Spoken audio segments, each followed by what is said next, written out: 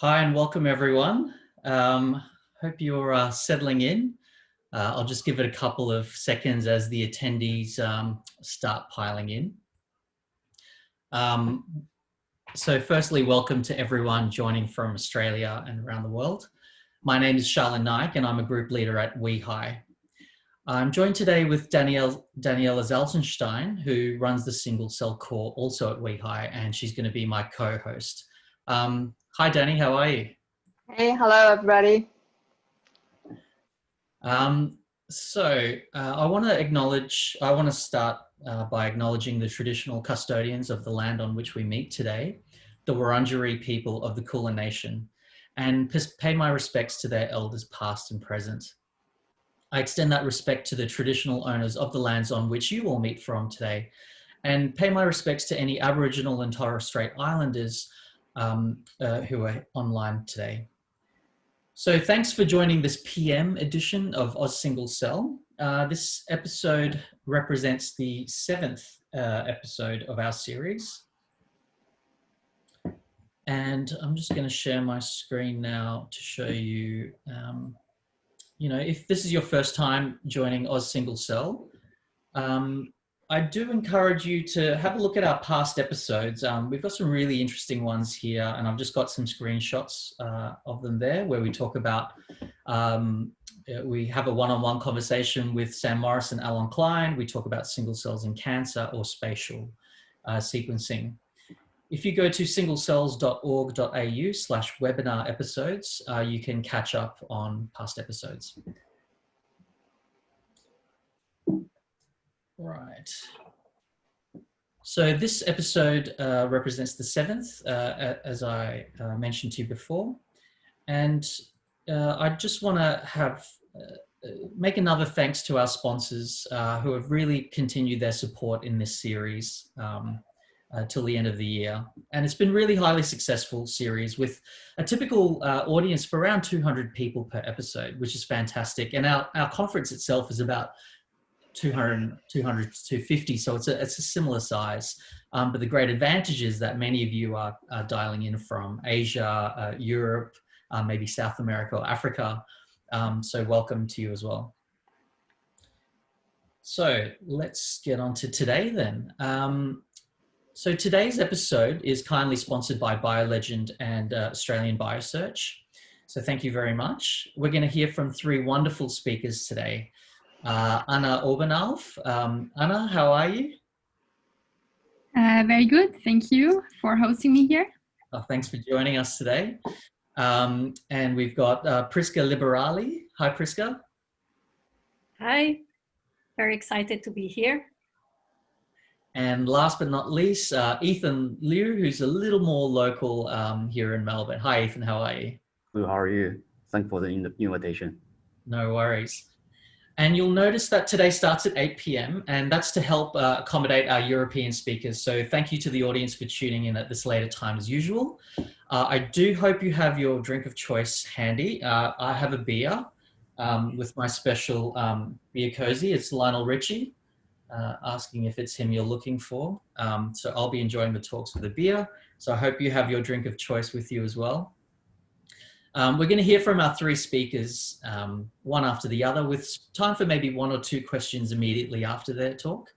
But at the end, I hope to have 15 to 20 minutes Q&A with everyone together. So please fire away with your questions. So if you've used Zoom before, there's a Q&A function there. And I've enabled upvoting. So you can ask a question anonymously or with your name, and you can also upvote a question that's already there if you like that. So please use that function as well. Engage with Twitter with the hashtags OzSingleCell and OSC Lineage Tracing. And please post your random thoughts, ideas, picture of my stubby holder if you want. I'm going to put it up again. There you go. Take a picture. Very good. And now I'm going to hand over to my colleague, Dr. Daniela Zalcenstein, to introduce our first speaker. Thanks very much, Danny. I'm going to stop sharing here and hand it over to you. Yeah, hello and welcome everybody to the lineage tracing episode that is titled "Where Do You Come From and Where Do You Go?" In this episode, we really want to delve into the life of single cells. And to better understand how a cell matures or responds to a stimulus, we have to follow it and its daughters during its lifetime to understand their decision-making process. So tonight, we will hear some of the latest about single cell and lineage tracing technologies to analyze exactly that. The reasons we chose these fantastic speakers for today's episode is really because each of them will shine a very different light on what it means for them to talk about lineage tracing. So we will hear about clonal lineage tracing, which allows you to go back in time and to isolate a living founder cell after you already know the fate that it will acquire over time in the future. We will hear about trajectory analysis, which really looks at a snapshot of the transcriptome and then predict the past and the future. And we will learn how to follow a stem cell giving rise to an organoid while observing the rise of the cellular community in a systems biology approach. So I hope you're as excited as I am to learn about these lineage tracing tools and their applications. And with no further ado, I want to introduce our first international speaker, Dr. Anna Obenauf. So Anna is joining us today from Vienna in Austria. Anna received her PhD from the Medical University in Graz. She did her postdoctoral research at the Memorial Sloan Kettering Cancer Center in New York, and today Anna has her own research group at the Research Institute of Molecular Pathology in Vienna. The main focus of her lab is to gain insights into the evolution of tumors upon treatment with targeted therapies. And please join me in welcoming Anna, who will now tell us about the time machine that was developed in her lab to study clonal evolution. Over to you, Anna. Thank you so much. Can everybody see my slides? I think it works. Yes. Cool.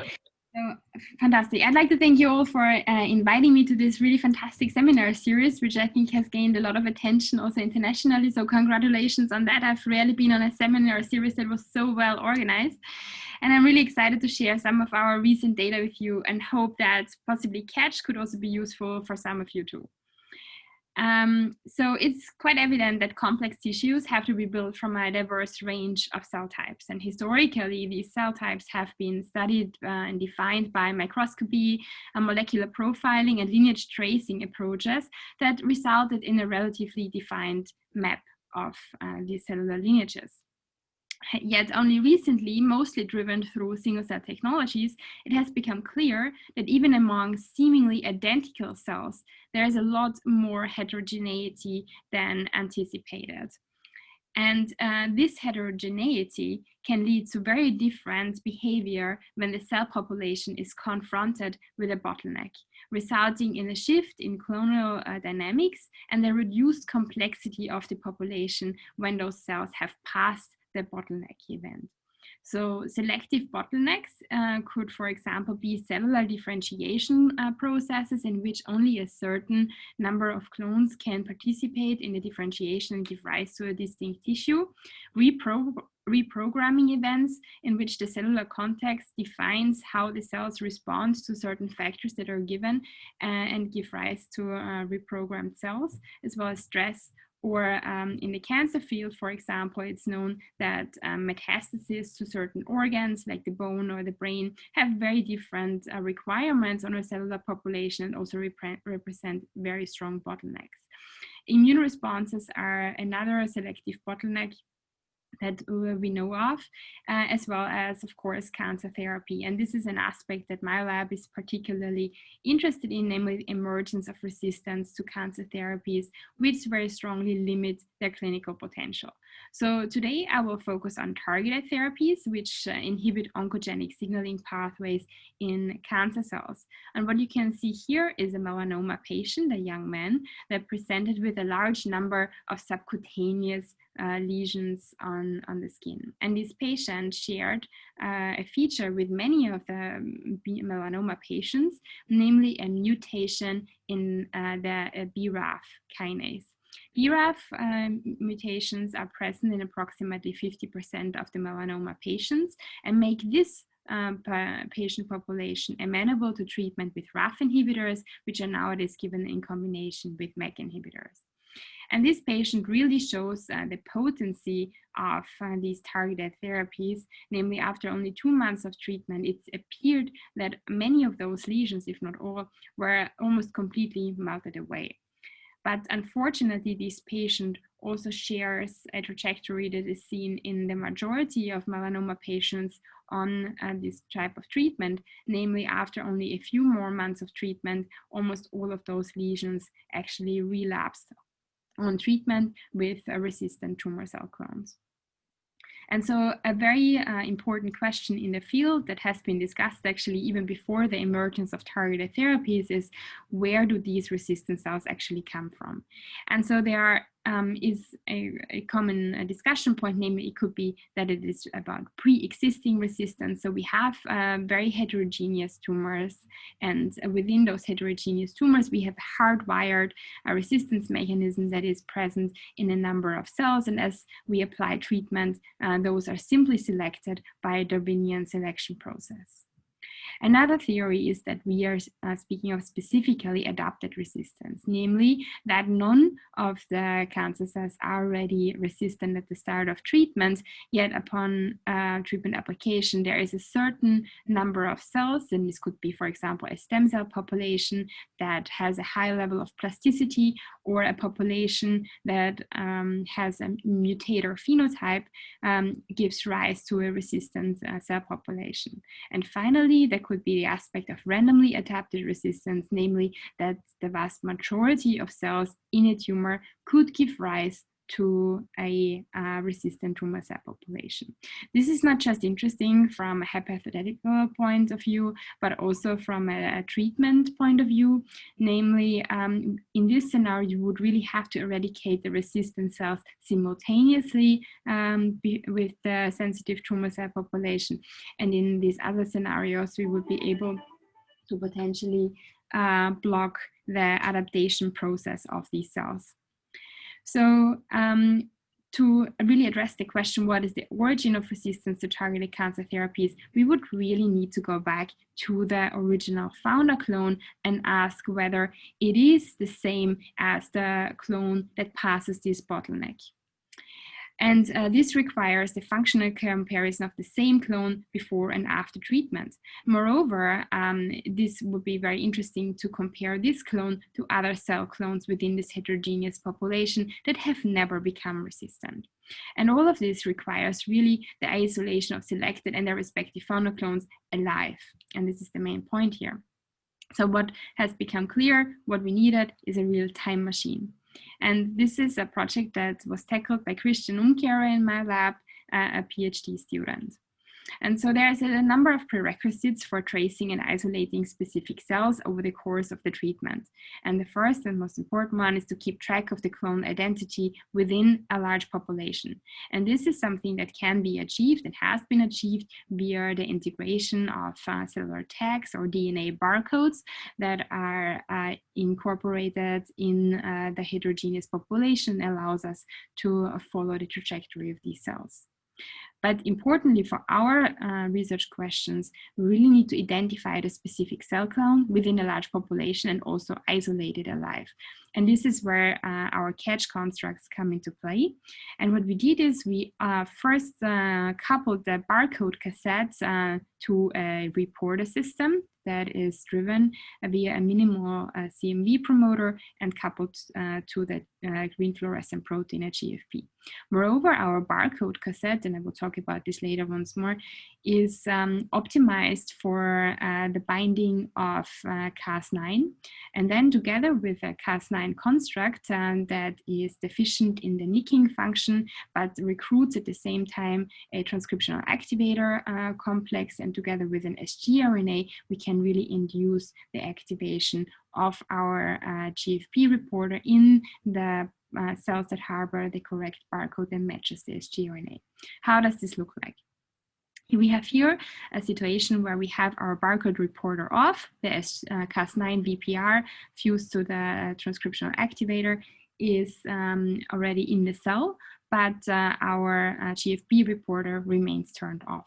Once we add a targeting sgRNA using lentiviral transduction, we recruit Cas9 VPR to the specific locus of the barcode and activate transcription at the locus, and so therefore also inducing the GFP signal. And you can see here an activation efficiency of about 70% if 100% of our cells harbor the correct barcode. In cells that do not harbor the matching barcode to the sgRNA, the Cas9 VPR will not recruit to the barcode, and the GFP reporter will remain off. So we call this catch, or CRISPR-A tracing of clones in heterogeneous cell populations, and we envision the following workflow. First, you introduce the dCas9 VPR into your cell line, and subsequently you introduce the barcode reporter in your cell line. The barcode reporter has also a BFP marker that allows us to sort for cells that integrated into open chromatin to make sure that the reporter remains activatable. So with this heterogeneous cell population, we perform a selection experiment to test for the phenotype of interest. And as it has been done also previously, we perform an NGS-based readout of the DNA barcodes and statistical analysis. We then identify the barcode of interest, and this could really be a barcode that has been enriched or a barcode that has been depleted. And with this information, we go back to a cell population that is essentially a carbon copy of the population that we performed the selection experiment with, and use this barcode information to activate the catch reporter by introducing an sgRNA that induces the expression of this GFP, which in the end can be FACS sorted, and alive founding clones can be retrieved prior and during the evolutionary selection process, which really enables functional studies. I will now briefly talk about the design of the barcode reporter, and finally tell you a little bit about the findings that we already made with it. So for us, it was clear that we wanted to have three prerequisites. On the one hand, a very efficient activation of our reporter, as well as a very high complexity. We were aiming for 100-fold more barcodes than we actually needed. And of course, low cost, which plays still an important role for many laboratories. So one of the first experiments we performed were to simply take a construct that we know works very well, namely the TLV3G promoter in front of a GFP. And this plasmid has a number of TET oocytes that allows the binding of the RTTA upon doxycycline addition, and leads to a very nice activation of the GFP signal. And we designed a number of guide RNAs that bound multiple times, so up to 7 times, twice, or only once in the construct. And what we found was that the 7 sites targeting led to a very, very strong induction of the GFP. But even the 2 sites were already sufficient to induce a shift in the cell population, whereas the 1 site was really by far not as good, and also highly dependent on the location of the distance to the transcriptional start site. We also compared the VPR system to the VP64 system, and it became really evident that the Cas9 VPR is superior to the VP64. The single barcodes we couldn't even pick up anymore, and so the VPR is really a lot better. Then in the end, this information, together with a number of other optimization experiments where we looked into optimal distancing, we came up with a catch barcode reporter that consists of 3 different barcodes, whereas we usually target barcode 1 and barcode 2, as we saw that a spacer between those 2 different barcodes leads to optimal activation of the reporter system. And we've added an alternative barcode here with an alternative BAM in the spacer region to allow for 2 sgRNAs should one of the barcodes not work out. So importantly, we also choose a semi-random barcode design, because what this allows us to do is simply order oligos at, let's say, ADT, and doesn't require the specific design of barcodes, which will be very expensive. So we have a number of base restrictions, and this is based on sgRNA efficiency of essential genes in CRISPR screens. So essentially, we fix certain bases that seem to be important for sgRNA binding, leading to optimal Cas9 binding there here. And with this, we designed the Catch barcode reporter and library with about 130 million different barcodes, and they are unique in the pool. So one of the first experiments was to test the reporter activation and benchmark the specificity and the efficiency. And we here performed a large number of spike-in experiments where we used a background population consisting of a high barcode complexity and then a target barcode that consists only of one barcode. I call this now barcode 4. In addition, the targeted cell population also harbors an IRFP 720 marker, which allows us to trace the population specifically in the pool. So we spike in this population at different ratios, add an sgRNA targeting the barcode 4, and the sgRNA, of course, integrates to a large number of cells here, including also to the number 4 target barcodes, and we then perform a FACS readout. I here display just two ratios, namely 0.1 and 0.001% of integration. You can see that we have a very nice and distinct population that is GFP positive and can be activated. And in this experiment, of course, we have positive control with the IRFP 720, and we can see that the GFP positive population indeed harbors also the IRFP signal, indicating the high specificity of our method. You can see here in this graph that we have defined now the resolution down to at least 0.001%, and the activation efficiency remains similar across all these spike-in populations.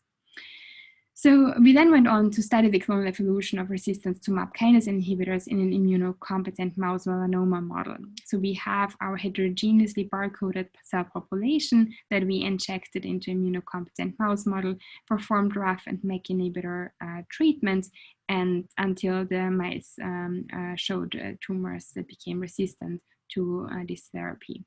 We then harvested these tumors and performed next generation sequencing, identified clones of interest, and in the end retrieved treatment naive and resistant clonal pairs and established these clonal cell lines. I'm showing you here how the tumors grew out. So we have this period of tumor control, similar to what is seen in patients, and then here a relapse of those tumors. And we can see here that we have, first of all, a very nice clonal representation in our untreated tumors. So from about 60,000 barcodes that were present in the initial cell lines, we were able to retrieve about half of them, which I think is very good. And then a clonal bottleneck, which really led to the reduction of clonal complexity. But what becomes even more prominent and visible in this graph is that our targeted therapy resistant tumors really consisted only of a handful of clones that were dominating the tumors, versus the white bars represent everything that is below 1%. So the clones of interest can be specifically isolated using Catch. We picked a number of clones, and some of them were already more prevalent in the initial treatment-naive population, but we also had some clones that were very lowly abundant in the initial population. We could very nicely enrich these cell clones. So you can see here that these were also very pure. So we have some contamination, very minimal contamination in those barcodes, but the majority of clones are very pure. Here you can see an interesting barcode that actually harbored a double integration, which is something that we can really resolve with our method very well, and would lead to problems in other statistical methods. Here, I want to focus now on barcode 121 for you. So we have retrieved those treatment-naive and resistant clonal pairs and injected them into mice where we reapplied RAF and MEK inhibitor treatment and to monitor tumor growth and drug response. And this really tells us whether treatment is acquired, treatment resistance is acquired, or it is already present in the resistant clones before the treatment. And we were quite amazed to see that the treatment naive clones, which are indicated here in blue, were absolutely responsive to the drug treatment and only later on acquired resistance, in contrast to their resistant counterparts, which of course displayed resistance right at the beginning. And we also confirmed that this had nothing to do with a difference in growth behavior. And which was very interesting to us was that we observed a very similar pattern in the vast majority of the clone pairs that we tested, indicating that these treatment-naive clones respond to therapy and acquire to resistance in vivo. What was also very curious for us was that we sorted also some random clones and we found in principle the same phenotype, namely that all of these random clones also initially responded and then later on acquired therapeutic resistance, really indicating that this resistance generation was not a feature of specific clones that are poised to become resistant, but really all clones harbored features that allow them to become resistant, yet that it is an acquired phenotype. So this barcode 2646 was also quite interesting to us. We saw that after a short adaptation period, and it acquired resistance. And we found, using gene expression analysis, that it already harbored features that allowed to very quickly adapt to these responses. And finally, I would like 2 more minutes. Yes, I saw that. Are de novo mutations contributing to therapy resistance? And we found that indeed our resistant populations showed a higher mutation rate, and we found in one clone a KRAS mutation indeed present in the resistant clone that was not present in the treatment naive clone, which I thought was very interesting, indicating that even hardwired resistance mechanism can be acquired. So I'm very quickly going over the spec sheet. So we have an ultra-complex library with 130 million barcodes, resolution of 1 cell in 100,000 cells we can fish out, a high purity and up to 20,000-fold enrichment. And I think that there's really a number of exciting and complementary technologies that have now emerged, which all have their different strengths. And I think we will discuss some of this later on. And finally, I'd like to really thank specifically my entire team, a fantastic group of people that I'm very fortunate to work with. But I, of course, want to highlight specifically Christian Umkehrer in my lab, our funding sources, including our ERC starting grant, collaborators, and finally, I'd like to mention that I'm looking for postdocs. So if you're interested, just please email me. So thank you for your attention. Well, thanks very much, Anna, for this really interesting presentation. It's very impressive to see like such high sensitivity also. Yeah. We didn't have a question coming through in the chat, but maybe just one quick one. Since your barcode is currently only detected in the DNA, are you planning to also have an express barcode at some stage? Yes, so I think in the transcriptome?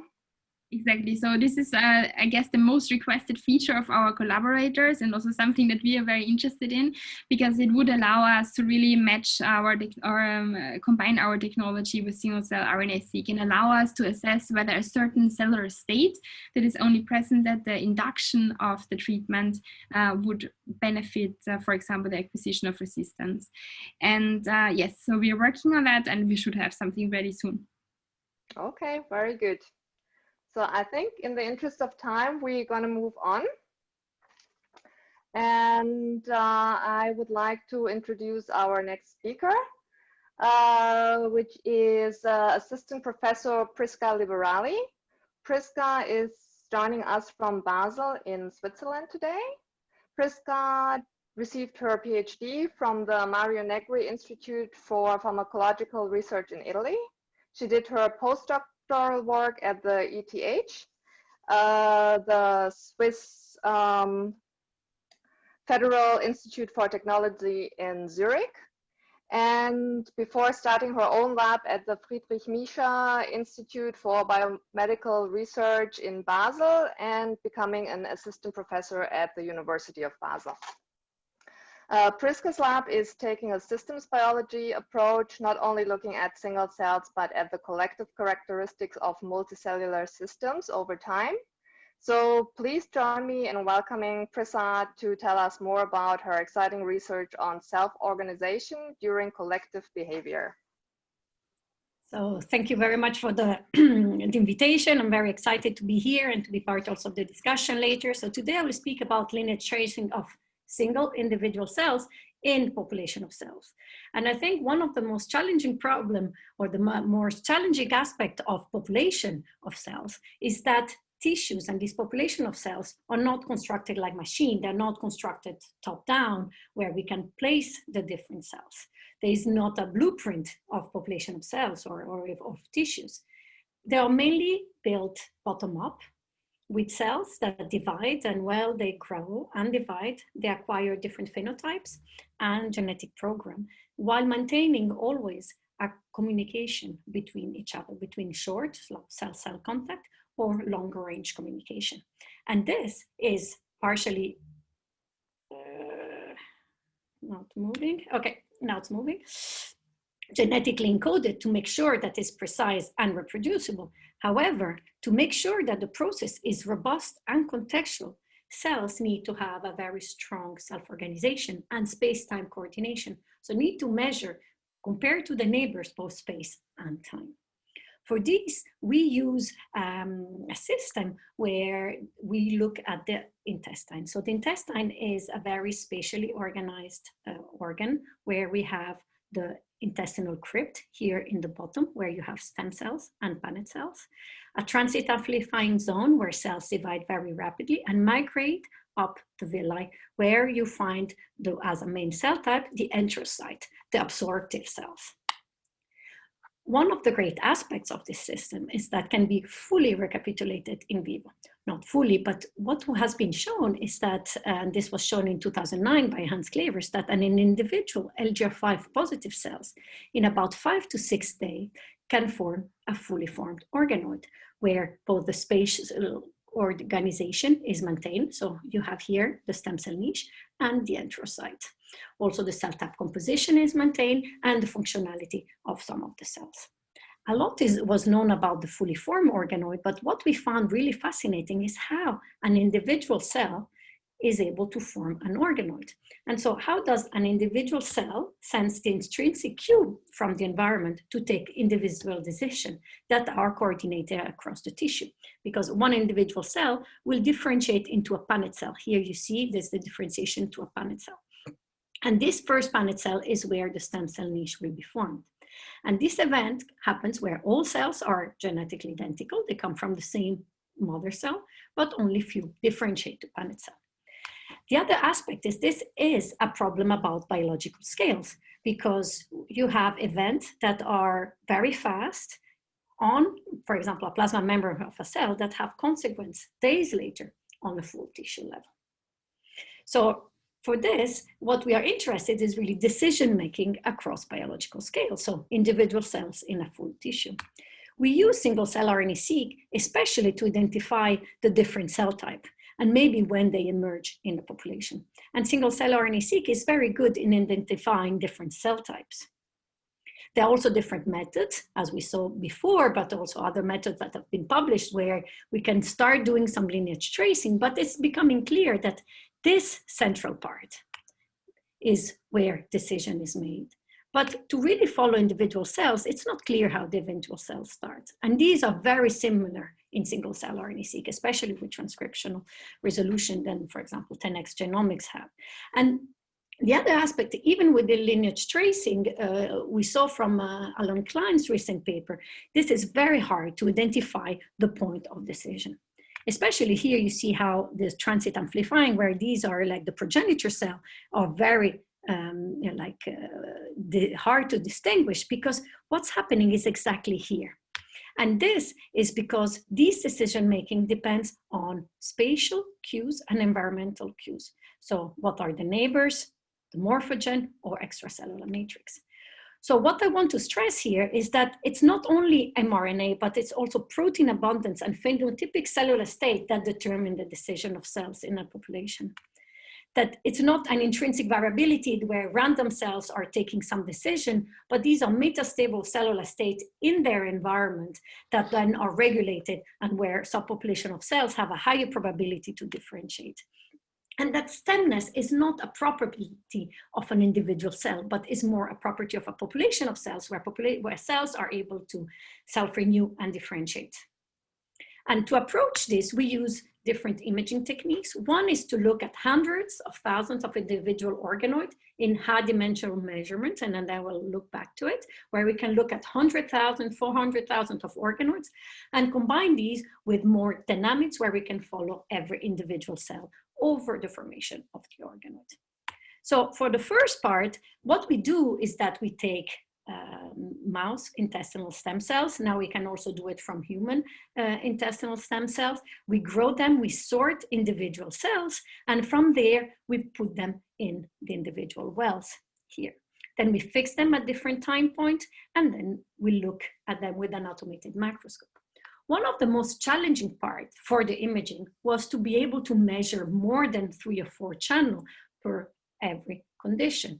And for every cells in the organoid. So what we do, we use this method that is called FOI, that was published some years ago, where we can stain with normal antibodies, then remove the antibodies, and then restain. And with this cycle, for example, you can see here that this is a 12-plex organoid staining, where we can stain many different aspects of cell type and cellular state. Then we have like automated image analysis, where we segment single nuclei, single cells, and single organoid to crossing the scale from the cells to the organoid. And what we have is like a trajectory of organoid development, where these individual cells grow and then can have different phenotype. However, our organoids experiment is like this, the top part, where it is ordered in real time point. And what we want is order by progression, similar where trajectories from single cell RNA-seq are done. But in this case, we don't have only single cells, not knowing where they come from or where they're ordered. What we have is we use all the imaging and the spatial features. So we have features about cell type, their spatial localization, both in 2D and in 3D in the organoids. In this case, we have a graph-based trajectory. Every dot here is not an individual cell, but is an individual organoid that contains then the individual cells. And then we can infer these image-based trajectories. And we can be very accurate also at the bifurcation. So for example, we know now from using this method that symmetry breaking happens around 1.5 days, where there are between 16 and 32 cells in an organoid. And so this was very nice, and we have this for, we can really profile statistically a very big population of organoid. However, what we miss is really the dynamics. So we built a light sheet microscope, and in here you will see this is a movie of, in red, the nuclei, and in green, the plasma membrane. On the left is the full organoid, while on the right is just a slice. You see that the cells start dividing very synchronously, 2 to 4, 4 to 8, 8 to 16, 16 to 32. After 32 cells, the organoids start have some areas, high proliferation. You can see one here and one there. And there's a strong increase of the lumen volume. After the shrinkage of this lumen volume, as you can see here, it's shrinking, there's the formation of the different crypts. This is a great movie, and I hope that it was streaming well. But what is really interesting, can we follow all these different cells? We cannot follow them at all different moments. So what we do is that we try to segment every cells, every nuclei, and the full organoid to have this multiscale. And then we can have the lineage tracing of the organoid. And we can have tools that go back from the images and the features with the different lineage tree of organoid development. We can also then fix and backtrack and see when we can find the biggest differences and then go back at the initial point where we have symmetry breaking. So combining these methods, what we were able to show, and this is a paper that was published last year, and I'll try to then go to more unpublished data at the end of the talk. So what we see is that formation of organoid from individual cell is a very plastic system where not only stem cells, but also other cell types, so non-stem cells, are able to form organoid, but with a different efficiency. The formation of organoid doesn't have any LGR5 in this intermediate stage. So even starting from an LGR5 positive cells, we go through a system where at the 4-8 cell stage, there's not a single LGR5 positive cell, but there's just a YAP positive state. And then you have this transit activation and deactivation. The deactivation of YAP needs to be heterogeneous on the population, and some cells are positive and some cells are negative. And this heterogeneity at the organoid level is essential to drive the first notch delta event and the formation of the first Paneth cell. This Paneth cell will then, in her neighborhood, drive the formation of LGR5 cells and the formation of an organoid. What we were also able to show, and this paper is on bioRxiv now, if you're interested, is that the crypt formation, as I showed you in the video, you have this shrinkage of the volume of the lumen. And this is essential to drive crypt formation. So there is both mechanic, so we have different spontaneous curvature and different tissue property of the different cell types, but we have also osmotic forces that change and drive crypt morphogenesis. But I think one of the most interesting results we had from this first analysis is that the initial step of organoid formation recapitulate a regenerative response of the individual cell. As I said, there's not a single LGR5 cell, and these cells, if we compare them with in vivo single cell result and bulk result, these are very similar to regenerative cells. And this is very interesting because we think that YAP works as a sensor for tissue integrity. When the individual cell is alone, it upregulates YAP, the cells divide, and then when the tissue is back as integer or there's a compactness of the cells, then the heterogeneity of YAP comes into place. So this translocation of YAP in some certain cell is essential to drive symmetry breaking and homeostasis back. So what we decided is to then do a compound screen on this. And this is the work of Ilya. This paper was published really last week with a huge organoid on the cover, so I had to show it. So it really looks great. And what Ilya did, he did a 3,000 compound screen, exactly 2,789. And so in every well, there are multiple organoids and different compounds. From every different well, we have an iterative imaging, we segment every organoid, we extract features, and then we have this feature vector of all the organoids. This is what we have. We have a very big diversity of organoid. Here again, these are plots where every dot is a single cell and color-coded. So this is a very multivariate where you cannot really define different phenotype initially just looking at it. So we cluster these multivariate features. And so what we are able to do is going from these 450,000 organoids that have a very broad variability in their phenotype to 15 phenotypic clusters that are divided in 7 different let's say phenotypes that are broadly described. I won't go into the details of all the different ones, but what this allows us is to be able to take different compounds and describe them as a feature vector of all the different conditions. And this variability around the different system really enable us to, from a single individual screen, create the first map of genetic interaction driving organoid formation. And this is something we were very excited about it, especially this cluster up there. This is a cluster where it's very reminiscent of an overactivation of YAP that is a more regenerative state. And some of the compounds that were very important to us is to RXR and RAR that are regulating retinoic acid signaling. And I won't go in detail of all the mechanistic that are on the paper, but what I want to stress is that what this compound does is not activating regeneration, it's just maintaining and locking the cells in a regenerative state. So as you can see here, YAP is maintained nuclear while it's lost in the other cases. So this makes it a very interesting for in vivo testing, because you don't activate regeneration everywhere. That is really not a very desired effect, but is when the cells need to regenerate, is just maintained longer. And this is what we did. We irradiated the mice and we did give the compounds. And this improved very much the body weight change. But especially you can see here, this is the tissue. There are no villi when irradiated, and only after a few days, so these are 4 days or 5 days after, there's a full regeneration of the villi.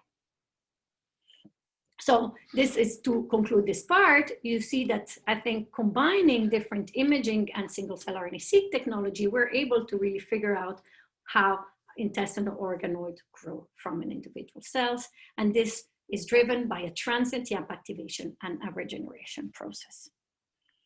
So, and combining time course multiplexed imaging, I stress the multiplexing is very important to have more measurements, long-term light sheet, high throughput screen, and computer vision and image processing is really helping us to get at the core of this big cloud. How do cells make decisions in very complex tissues? But clearly the intestinal organoids are complex, but not the most complex system we have. And there are many more in vitro developmental and regenerative systems that are much more complex. And so we wanted to tackle this, and this is what Marietta started some years ago. And in this case, we use gastroloids. And again, this we start already with 300 cells. We go through a system that goes bigger than 500 micrometer and has much more cell types, but has symmetry breaking in here, 3 major axis formation, really recapitulate gastrulation with cellular movement and axial elongation. There's germ layer specification with mesoderm and endoderm specification. There's the correct temporal and sequencing gene expression. And in recent paper, there's also early heart and gut development. Again, in this system, we used and extracted different features on the total organoid, but also on the patterns of the different stainings we did and the multiplex staining. And you can see here, we can have different angles. This is fully unpublished work, so we are still trying to understand how the system works. And as again, we start with trajectory. In this case, especially when they're round, we need to have some quantification of the different cells in the gastroloids. And here you see one of the time courses that where we are inferring some trajectory, and there are 4 main steps. And here that you can see, there's the wind pulse at 72 hours. And we have initially a very homogeneous population of these 300 mouse ES cells. Then in the first period, there's an emergence asymmetry of the cells. So already being together, there's this emergence asymmetry. And what the wind pulse does, it creates robustness in the patterning. And then finally, after 96 hours, there's really the elongation of the structure. So now that we know which step we want to look at, what is the most interesting is to use our perturbations to be able to affect specifically the different time points. So we have here 32 to 72 hours where we affect the first asymmetries. The second one where we look at the robustness of the patterning and the wind activation, and the third one for the elongation. And then we can combine all these 3 screens to look at specific things that have effect all over, but also at the different steps. And this to give you some really very preliminary results, but this is our phenotypic landscape of gastroloid formation with some phenotype, for example, that are very specific for early time points. That is also our very big interest on symmetry breaking, for example. There are like some of these, the 7 and the 5, but especially the 7. This is a very specific phenotype that emerges only when perturbing between 24 and 48 hours. So this, yeah. And this is then bringing me to the final slide with 1 more minute, that I think that combining all these technologies and in this in vitro system that goes from more simple to, but absolutely also more complex, is helping us understanding how decision-making is done across biological scales and understand how cells transmit information forward. So how do the cells, the individual cells, transmit information to the tissue, but also what's the feedback between the tissue and the tissue scale back to the individual cells. And I think this is also very important to maintain the system very robust. We are able now to go from, let's say, from cells to population of cells, and it would be interesting to go all the way from very single molecule to all the way to organisms. And with this, I would really like to thank the lab, an organoid-shaped lab with the Paneth cells in red in the crypt.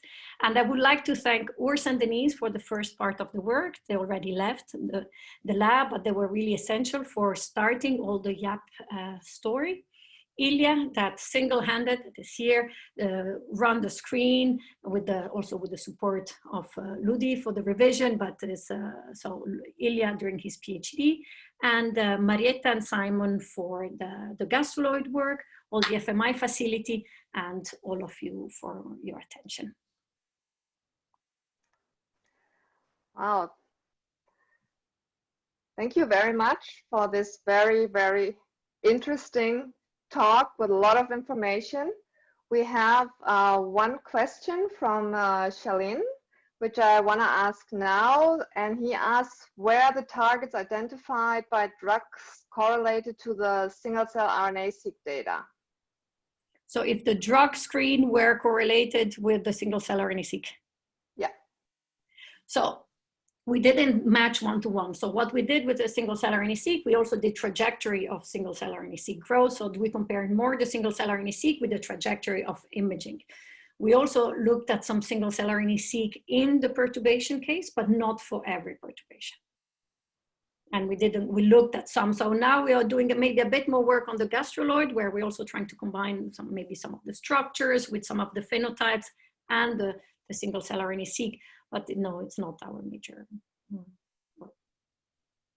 Okay, I think in the interest of time, we switch to our last speaker and save the other questions for the discussion in the end. So it's my pleasure to introduce our final speaker for today. It's our local speaker, Ethan Louis, who is a postdoc in the lab of Jose Polo at Monash University in Melbourne. Ethan completed his degree in science, specializing in biochemistry and molecular biology at Monash University, and where he continued to do his PhD in developmental biology and stem cell biology. Ethan's current work is focused on characterizing stem cell plasticity as well as early embryonic development using single-cell multi-omics approaches. So please join me in welcoming Ethan to tell us more about his work. Okay, thank you for the introduction. I want to thank Shalin and Daniela for organizing such an amazing linear tracing episode. I'm really grateful for this opportunity to present here today. So in the next 12 minutes, I'll be sharing you with some like our experience of the single cell analysis we've been So with some of the experience of using single cell trajectory analysis to explore some interesting biology questions. So just some very basic background about this study. So we know the life starts with a fertilized egg called zygote, and zygote continues to develop into a structure called blottocyst. The blottocyst consists of the inner cell mass and trifle ectoderm. The inner cell mass is pluripotent, meaning they can become any cell type within our body. And the trifle ectoderm can develop into the placenta. The blottocyst can undergo implantation and further develop into a fetus, and then a beautiful baby is born. So these terminal differentiated cells found in our body are remarkably stable, meaning they will not shift cell identities. So however, by using nuclear reprogramming, Gurdon and Yamanaka radically changed this view. They show that the differentiated cells actually can can be reverted back to the pluripotent states. Our lab is really interested in understanding the underlying mechanisms of the generation of the induced pluripotent stem cells from the somatic cell. So one important question we had to think carefully at the time is which state of pluripotency we want to induce or study. So as you can imagine, the pluripotency exists very transiently in vivo. So we need the culture conditions to lock them in the pluripotent state and propagate them in the dish. So we can differentiate those cells into any cell types as we want. So there are two states of pluripotency have been defined and captured in mice. One referred to the naive pluripotent states, which correspond to the pre-implantation epiblast, and the other one is called primed pluripotent states, which correspond to the post-implantation epiblast. So in a previous study, we benchmarked conditions used to culture human naive pluripotent stem cells, and then we decided to study the reprogramming into both the naive and the primed pluripotent states.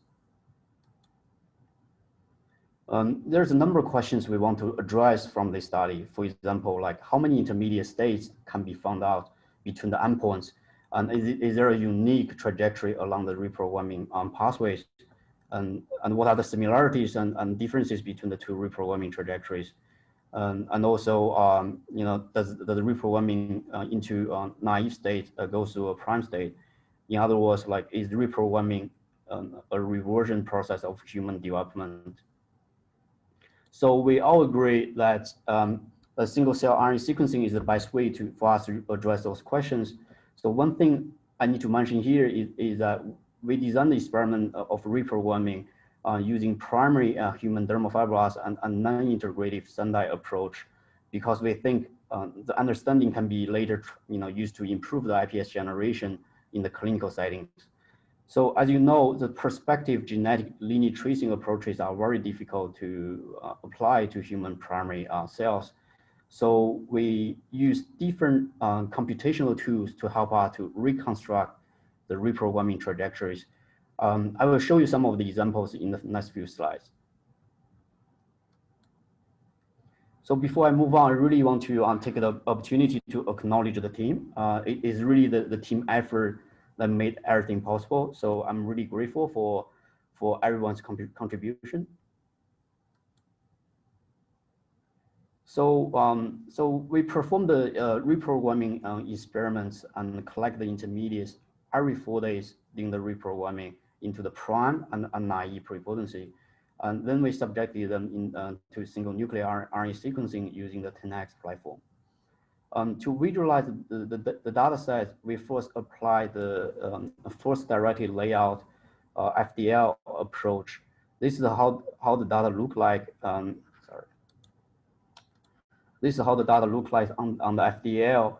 And if we separate, here we go. If we separate the data into prime and naive reprogramming, as you can see, the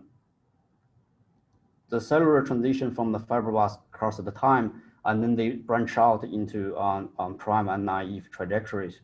And to further check the quality of the data, we show the expression of a fibroblast marker, MPAP, a shared pluripotency marker, nano, a naive pluripotency marker, DNMT3L, and a prime marker, Zinc2 on the FDL. And now we can distinguish the fibroblast, refractory cells, naive cells, and also the prime cells on the FDL. As you may notice here on the refractory branch, mainly contains the cells of the early intermediates and also the prime reprogramming intermediates.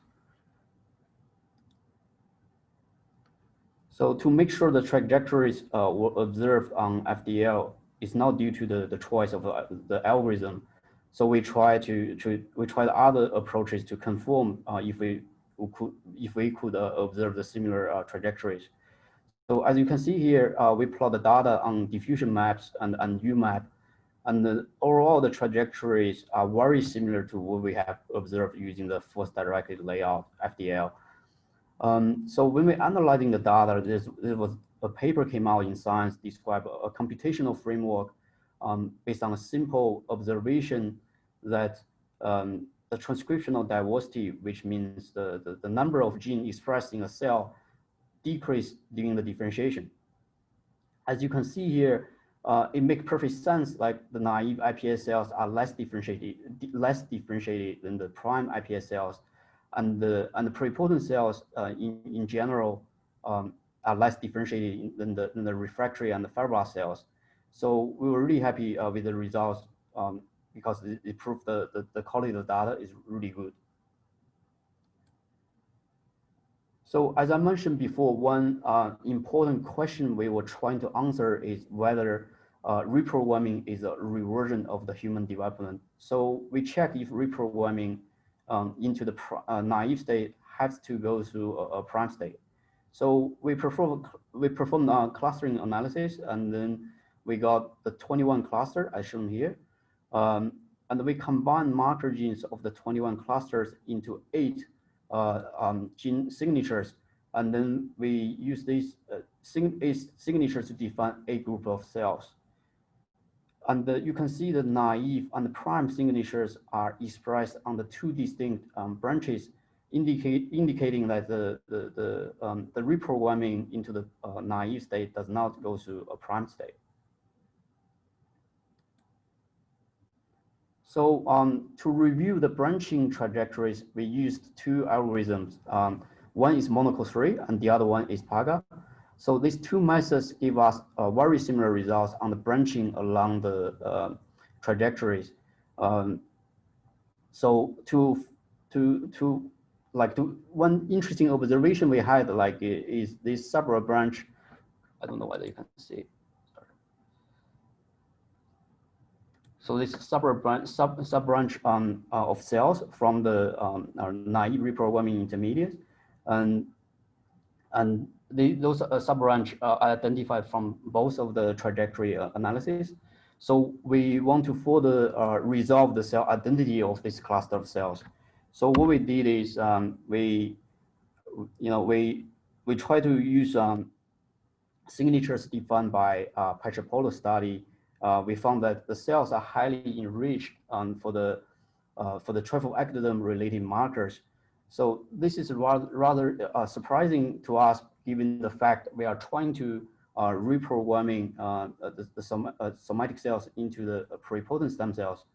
So this observation prompts us to test if those cells can be captured and induced to generate induced trophoblast stem cells.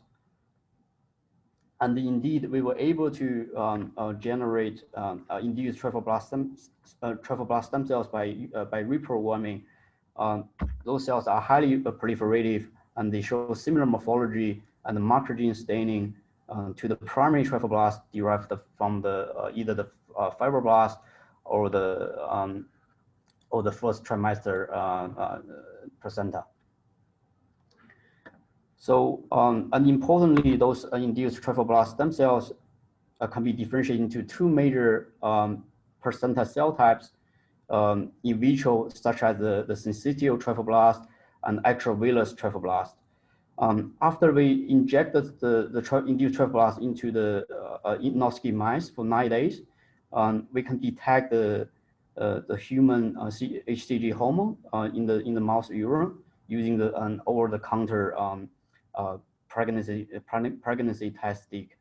And the lesion, they show positive staining for SDC1 and the HLA-G, suggesting that the induced trophoblast stem cells, they can engraft into the mouse tissue and further differentiate into the ST and EBT cells.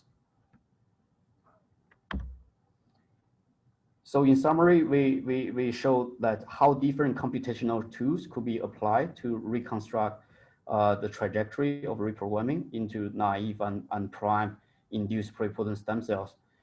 This helped us answer some important biological questions. For example, now we know that the reprogramming into the naive state does not go through a prime state. We also discover a sub-branch of cells that are highly enriched of trifosectodome signatures, which led us to derive induced trophoblast stem cells. So lastly, I want to thank other members of the lab and also collaborators for their help with this study, and also the funding source for the support. Thank you so much for listening. Thank you so much, Ethan. This was a really beautiful work that you shared here. And I want to take this opportunity to really thank all the speakers for joining this special all single cell episode on lineage tracing. Since we have no specific question in the chat right now, I think I want to hand over to Shalin at this point to chair the final discussion. Thanks, Danny. Thanks to all the speakers. So if you could all release your videos and sound, that would be great. Gallery. Mine, it doesn't start. Oh, you can start video because the host has stopped it. Aha, I did stop it. I've asked you to start it again. There we go. Brilliant. Thanks very much, everyone. That was, I think, perfectly encapsulated the many different aspects of how people are thinking about trajectories, lineage tracing, and the scale of events. So I'm going to start with first question for Ethan from one of the attendees, and then follow up with my own question, and then we'll go back to the discussion. So an anonymous question for Ethan is, what's the difference between monocle 3 and PAGA? The questioner asks if he or she thought that monocle 3 is based on PAGA. Why did you do your plot on FDL instead of UMAP? And that the algorithm is based on UMAP. So I hope that makes more sense to you than it does to me. Yeah, yes, like I have to say, like you know, the computational work was led by the collaborator in Singapore. So I think these very specific technical, like bioinformatician questions, I think I shouldn't answer because maybe wrong. So I think I can find out later, like what's the difference between monocle 3 and PAGA. But I think because of the cursor is drawn, what he's trying to do is to use different approaches to try to, you know, really find out, you know, the trajectories are follow the same pattern. So we can't rely on one single tool. So we have to rely on multiple different approaches. So that's what he did, I think. Yeah. Great. Thanks a lot, Ethan. Yeah. Ethan's been tagged on the Twitter advertisements for this episode, so you can get in touch and he can connect you to Owen. I guess it's Owen Racken who computational analysis. Yeah, great. And then my question for you, Ethan, is I guess following on from the concepts that Anna introduced about clonal bias towards particular features, whether it's drug resistance or not. In your case, it's towards migration towards a prime state or a naive state. Now, in this particular experiment, you didn't barcode the cells per se, but did you have a chance to look at, or did Owen have a chance to maybe look at the mitochondrial DNA natural barcodes that might give a clue whether there is a clonal relationship between cells in different clusters, or is that something you guys have thought about? Yeah, so I think that's a really good question and very important to us to kind of like trace, you know, from the beginning, you know, how different, you know, cell type arise in the reprogramming process. So as you mentioned, like, you know, this human, because we are using human primary cells, it's really hard for us to use CRISPR-based or cell tagging approach because we had to transduce the cell with sunlight to reprogram them. And then if the cells stress too much, they all die. I tried, you know, a couple of times. So as you mentioned, I think the only way I think the field try to move forward is to use, you know, like respective lineage tracing methods. For example, as you mentioned, mitochondrial mutation, you know, or somatic mutation, or SNPs, you know, something like that. So we try to, I think John is working with me closely to try to see whether we can explore the, you know, those mutations from the single cell data we have to kind of do the lineage tracing. But as you may know, this kind of thing still requires very sophisticated computational tools. I think we are still at the beginning. And then we try to find out from some pioneers in the field, for example, Alexander, and also like, Elon Klein. So to find out how do we combine those kind of information to do properly the lineage tracing. Yeah, so we're still in the process of doing that. Yeah, but that's a really, really good question we are looking into. Yeah. Yeah, no, that's great. And I guess it's something that I know I've talked to Jose about a couple of times is, are fibroblasts, are cancer cells? Is there some sort of non-selection pressure based, well, is there some mechanism by which cells are already primed towards a particular fate? So in evolutionary terms, I don't think fibroblasts have any intrinsic need or programming to be reprogrammed or de-differentiated. So the question is there something special about some fibroblasts versus others that make them higher predilection towards reprogramming versus others? Or is it genuinely stochastic? Do you have, okay, you don't have experimental data to support that, but do you have any thoughts or pet hypotheses yourself? So, so I think your question is asking for like whether, whether the starting population is a very heterogeneous population, and then maybe some of the fibroblasts, they tend to reprogram, they can reprogram, really, really good, and then everything comes from that particular, I would say, clone. Is that your question? Correct.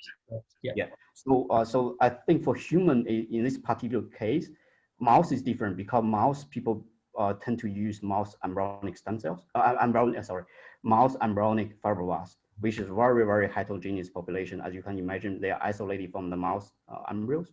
And normally you have contamination of like a neural stem cells sometimes, yeah. But for human, in my case, like I can from the data I can see is very, very homogeneous population, yeah. And I back to your question, it's really hard for me to tell whether they come from which clone. I think I'm trying to convince Jose to do cell tagging, to be honest with you. Yeah. So this is something but I need to make sure that the cell is still happy after, transduced with lentivirus, and then we had to do a sunlight transduction again. So I need to make sure the cell are really happy during the time, so they can keep reprogramming, and then I can sample them, do the single cell. So to be honest with you, I really can have the hypothesis, but for me as a biologist, I really want to see the data. I really want to do the experiment in the lab and tell you the answer. Yeah. Well, we're looking forward to when that is practically feasible. Thank you, Ethan. So first, let's go back to Anna. I have a question from Quan Nguyen, who's at the IMB in Brisbane, Anna. He says, thanks very much for the great work. For acquired resistant clones, did you observe DNA structural variants? You showed some RNA-seq data of, I think there was a KRAS mutation in there. Did you see copy number variations or other things in resistant clones? Yeah, so we also looked into structural variants, and I must say, in general, for resistance mechanisms to MAP kinase inhibitors, structural variants are not so common as resistance mechanisms. It's really mostly driven by either mutations into components of the MAP kinase pathway, as well as signaling adaptations that are non-mutation based. And I was really expecting to see more signaling adaptations and not really an acquisition of mutations, because this is on the bulk tumor level. This is something that we saw. Was very surprised about the KRAS mutations. And to directly address the question, no, we didn't find any structural variants that could explain the phenotype. But given that we also find mutations, I think that this is also a possibility that structural variants could contribute to certain phenotypes. Okay, and my question is, let's take the next level of regulation, which might be whether it's, again, stochastic or deterministic, an epigenetic reprogramming or an epigenetic program of such in some clones and not others that you can't read out by DNA mutations, but is an intrinsic property of the clones that is heritable. Of course, you want to you want to do the kind of barcode detection and the single cell RNA-seq to try and answer that. But did you see did you see clones which were predestined for resistance that did not have any detectable mutations? Yes. We did not find, okay, so we have one clone that we find is very interesting, because this clone actually showed up in 2 different mice, which would really indicate that this clone has an increased propensity to become resistant. And we did not identify any mutations in this clone. But this is something that we are currently still following up on. But in principle, what we thought was very interesting, that when we compared all of the treatment-naive clones that became resistant at some point to just the random clones, we really didn't see that those had, like, let's say, a shorter time until they became resistant, which really indicates that that this is not like a poised state of a specific cell clones. But what now I think becomes very important is that I think we need to really look at the cellular state that those cells are in at the time of resistance generation, because I think that there may be, again, a level of heterogeneity that is introduced into this clonal population that in the end determines whether a certain cell population will become resistant or not. I still don't believe that it's entirely stochastic. Yeah, right. So Can I add a question in the discussion? So how would you plan to then measure the cellular state? Do you think you can get them from, Yeah, so I think that the easiest for us will really be to incorporate a single-cell RNA-seq data as well. But it is, of course, problematic that for this, you, again, need to analyze a different population, not the one that will eventually go on to be resistant. So we cannot keep them alive, right? And I also really appreciate the point you made, Prisca, that RNA is not everything, right? So we clearly know that a lot of these cellular states, they are mostly visible on protein level. So I think in the future, single-cell technologies will have to really expand in that space much more strongly to capture much more of the biology that is there. So I think we will in the end still work with carbon copies and then assess what is happening in those cells, even though it's not exactly the same cell that will go on to become resistant. I think you will still capture some of the biology. And just going back to the previous point you made, Anna, you said, I don't think cells are poised because there's a kind of delay before they acquire that resistance. But could they be poised for poising?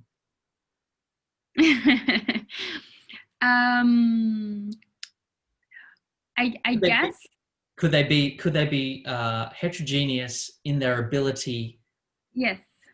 To become resistant in a poised way. Yeah, no, I think that this is actually a very good point. And something, essentially, would you have, for example, a clone that is giving rise to more heterogeneous progeny, right? This is goes a little bit in that direction. And I think this is definitely a possibility. Also, what we identified, namely the increased number of mutations in those resistant clones, really would indicate that you have potentially certain like clones that are more or less able to induce a state that is more permissive, and this would indicate that you have a poised state, so to speak. Mm-hmm. Yeah, that's really interesting. I think this is the question on a lot of people's minds, and finding the right techniques to get to that answer will be a challenge, but I'm sure we'll get there. On this issue of priming, stochasticity versus determinism, Prisca, I think your system is, you're proposing that the 3D organization in combination with potentially a stochastic event can, or fluctuation of the YAP signal in that case? Yeah, I think fluctuation is more, but I will answer the question. Yes. Go ahead. Yeah, and so I have both a theoretical question around that, whether you think there's a fluctuation and then there's a winner that's based on some sort of time randomization or other randomization, and could you test this experimentally where at the point at which you say, I think you said there was some hyperproliferative edges of some of these cells, could you at that point dissociate the cluster, reseed it as single cells and find that some are more programmed to do what you think they were going to do, maybe through a light inducible GFP tagging of the ones on the edges or something a bit more basic? Or do they restart? So there's kind of two questions in there. Yes. So on the first one that I think goes on a bit the discussion we had. So I don't believe in, so depending on what's stochastic and you know, if it's of probabilistic nature, yes, it's stochastic. That means it's still very much regulated by the cells. So these are subpopulation of metastable cell states where, for example, for us, it's quite clear that symmetry breaking happens between 8, 16, maybe 32 cell stage, not before, not later. And it restarts every time, independent of the cells we are starting with. So yes, when we have this highly proliferative, they have a higher efficiency of making it, because normally if you start from LGR5, you have a 10-15% probability of making it. If you start from a YAP positive cells, you have maybe 40%. But if you look at symmetry breaking, it happens exactly at the same time point. But not time, but molecular. So 18, 16 cell stage. This is when it happens. Probably the first one, Paneth cell is really at 32, but the first delta is there where the cells stop dividing. And so there's not a very division-linked property rather than a time-linked property. So we try to see if it's division per se, because they're very synchronized until then. And so we looked at if there was some asynchrony that would start. There could be some wave propagation on the cells, could be some different type of signaling. We don't think it's fully that. It's probably really this tissue when the cells, when they start to be in 18 or 16, is like a surface to volume type of ratio. That quite interesting is in many different organoids. So it's probably a mechanical cue that then feed back on YAP. It's probably not only YAP. So I think what YAP does, it makes the system more permissive. That goes back to the question and the answer Anna gave, that I think exactly this is maybe what YAP is doing. It's just making the system more permissive to then have changes. So it makes the system more variable. How do you validate that? How do you validate that sort of a hypothesis? I don't have the answer. I'm just like... Yeah, no. So we are, it's complicated because you need experimentally. So this is why we still love to stay on the mouse intestinal organoid, because it's a small confined system where we can really ask these questions. I saw on the question and answer on the side that someone asked me if we are doing human. Yes, we are doing human. The problem of human is that it's not as robust. So working on it, work on progress for the human. But we are trying with optogenetic tools and different tools where we can create heterogeneous population. So that is the goal. How can you create synthetic heterogeneous population?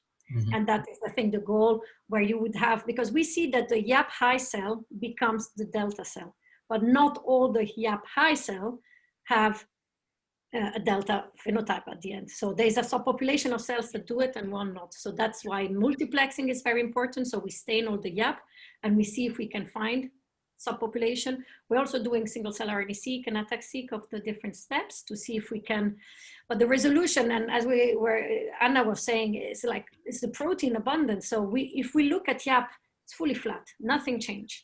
It's the protein abundance that changes and the translocation. And so we see changes in YAP target genes, not in YAP per se. So it's very hard to get at the core of the sensing of decision-making only by single cell RNA-seq, I think. For us, it really helps combining the different one and combining staining of signaling, multiplex with also extracellular matrix, and then learning a bit about it. Yeah, so I guess the first part, it's not random. It's really not random. It's regulated. It's probabilistic at the population level, and then it's emergent. So every time you start from one clone, you get an heterogeneous population, and in there is a subpopulation that can do it more or less. And probably different clone can create different population, and this is why we see differences. But this is an emergent property of a tissue, and there are subpopulation of cells that have higher probability. So I guess related to that, and it kind of relates to Dane. So Dane Vasiliadis from Peter Mac has a question. I'm just going to borrow one piece of your question, Dane. I hope you don't mind, which is the latency with respect, this is for Anna, the latency with respect to the adaptive resistance for drug-naive clones always the same? For example, if you had two dishes with the same clone, would they acquire resistance at the same time? So I think you mentioned you had one clone present in 2 mice. So I assume in that experiment you had what in our lab we would call clone splitting. You had a single cell, grew a clone, you split it, and then you put it to 2 mice, and then that same clone was able to be drug resistant. So is the timing of resistance concordant between the 2 mice for the same clone or in a dish? Number one. And if so, after Anna's question, I want to ask Prisca or Ethan, if you were to do clone splitting in your system where you do observe organoid heterogeneity, would the daughters have a similar trajectory of the particular type of organoid generated or the timing of their generation? So first Anna, and then I'll ask Ethan and Prisca. Yeah, that's actually a very good question, and something that we did not extensively look at, but I'm just looking at our data sets, and it is very, very similar. So while the time to resistance between the different treatment-naive clones varies a little bit, some really come back already at day 20, others really at day 35 only. Within the clone, it is very homogeneous. Yeah. Yeah, that's pretty interesting. So yeah. if one could find the transcriptional and/or protein correlates of that, and it might be protein abundance, it might be protein location, right? So that's another variable that you can only get through imaging rather than. Absolutely. I mean, so I think one thing that would be important to look at would be the growth trajectory of treatment even, right? So you may have clones that just have a higher growth capacity, but from looking at this data now, it really seems that this is not necessarily the case. It's really more the case that certain treatment-naive clones acquire resistance faster than others. Cool. Yeah. There you go, Dave. Real-time investigation of your question. Awesome. Yeah, exactly. Prisca, I ask you the same question. If you could split your single cells into sisters and then restart that culture, would you have a conserved property between the sisters to have the same timing, the same type of organoid generation, or do you think you would reset the system? I think the system would be partially resetted in the sense that whatever we see when we start from the single cell, we just reset everything. They start expressing YAP and then they go in there. That said, we see some features where you have some difference in timing and probability to have a symmetry breaking or not. That might depend on the initial cell type and if there's any kind of memory that can be epigenetic, because these are clearly differentiated cells that reprogram. So this, we are a bit looking into it. So it's starting from more, sister cells or more clean population at the beginning to then start. So I think there's mainly a reset with a slight memory. Yeah. Okay. That's it'll be interesting to see what those results show.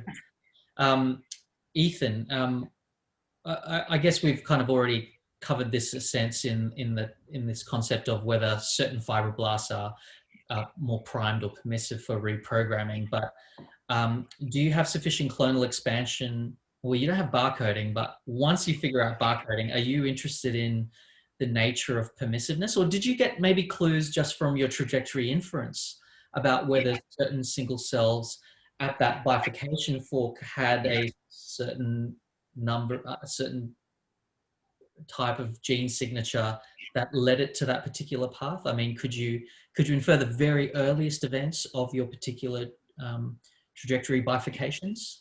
Did that give you clues? Yes. So if I presented the trajectory, and then you can see there's a refractory trajectory on top of the fibroblast.